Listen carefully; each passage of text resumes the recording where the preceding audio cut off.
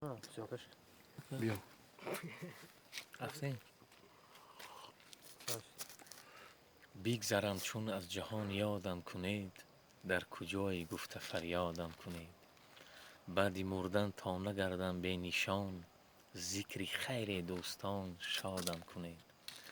گر خطایی رفت از من منظرت، آن خطا بخشید و آزادم کنید.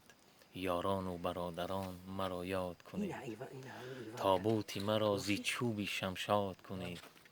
تابوتی مرا قدم قدم بردارید، در خاک سیاه مانید و فریاد کنید.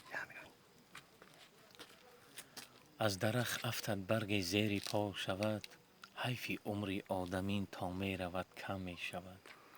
حیفی عمری آدمین اول بهار آخر خزان، حیفک نامی عزیزم از جهان گم می شود.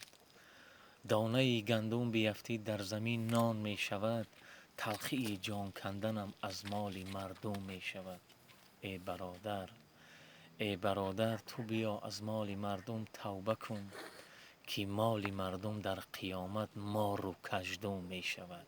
حقی مردم خور هرگیز تو مشو، جاهل و بیار هرگیز تو مشو. آب در شیرت نکن بحری فروش، که از مزارت نعره ها آید به گوش. ای خواجه بدی نکن که عمر در گذر است، یک عصر چوبینی عمر آن یک نظر است. گر عیش و طرب کنی و غافل باشی، هوش دار که به قبر بالینت تر است. در عالم بی وفا کسی میر نشد، از مردن آدمین زمین سیر نشد.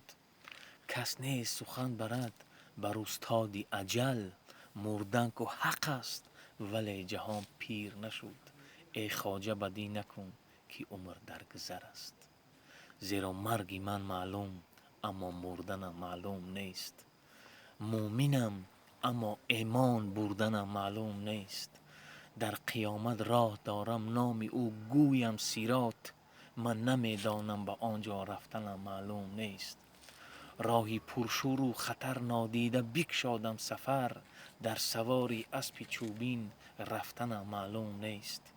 در درونی گوری تاریک هست آنجا لحد، یا به مینت یا به راحت خفتنم معلوم نیست. گر خدا را بنده ای یک روز آخر رونده ای، به نماز و به روزه در قیامت تو شرمنده ای.